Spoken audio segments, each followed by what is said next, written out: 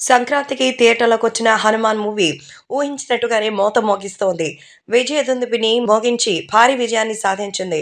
So, 'Teja Sarja' అంటే ఒక child actor అనిపించేది పక్కన పెట్టి, 'తేజ' అంటే అప్‌కమింగ్ స్టార్ హీరో. ఇప్పుడేకంగా పాన్ ఇండియా హీరో అయిపోయారు. సో, ఇది నిజంగా చాలా సంతోషించాల్సిన విషయం ఏంటంటే, 100,00,00,000 క్లబ్‌లోకి చేరింది 'హనుమాన్' సినిమా.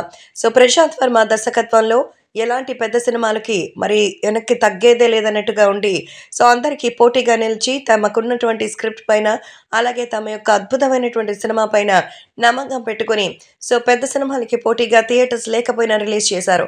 అదే కనుక థియేటర్స్ ఇచ్చి ఉంటే ఈ పాటికి ఓ 200,00,00,000 వరకు వెళ్ళిపోయేది. సో, ప్రస్తుతం కేవలం 4 రోజుల్లోనే 100,00,00,000 మరి ప్లస్ గ్రాస్ కలెక్షన్స్‌ని రాబట్టి తెలుగు సినిమా సత్తాని చాటింది. అందులోనూ లిమిటెడ్ స్క్రీన్స్, నార్మల్ టికెట్ రేట్లతోనే ఈ ఫీట్ సాధించడం అంటే మామూలు విషయం కాదు. మరి అదే స్టార్ హీరోల సినిమాల రేట్లు కనుక రూ.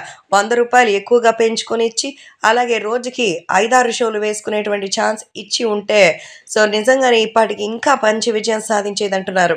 సో, ఇక్కడ ఈ సరికొత్త రికార్డ్‌ని క్రియేట్ చేసిన 'హనుమాన్‌కి' విడుదల తర్వాత ఇప్పటికి టికెట్స్ దొరకలేదు. ప్రేక్షకులు ఎంతగానో ఈ సినిమా కోసం ఎదురు చూస్తూ ఎప్పుడెప్పుడు తమకు అవకాశం వస్తుందని ఎదురు చూస్తున్నారు. ఎందుకంటే లిమిటెడ్ సీట్స్ కాబట్టి. అందుకే 'హనుమాన్' నిదర్శనం నిజంగా 100,00,00,000కి సాధించి సక్సెస్‌ని సొంతం చేసుకుంది.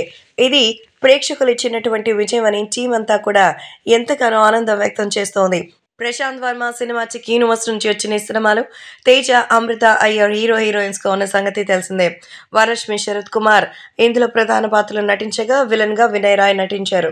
ఇక గెటప్ సీను, సత్య, రాజ్ దీపక్ మెయిన్ క్యారెక్టర్స్‌లో ఉన్నారు.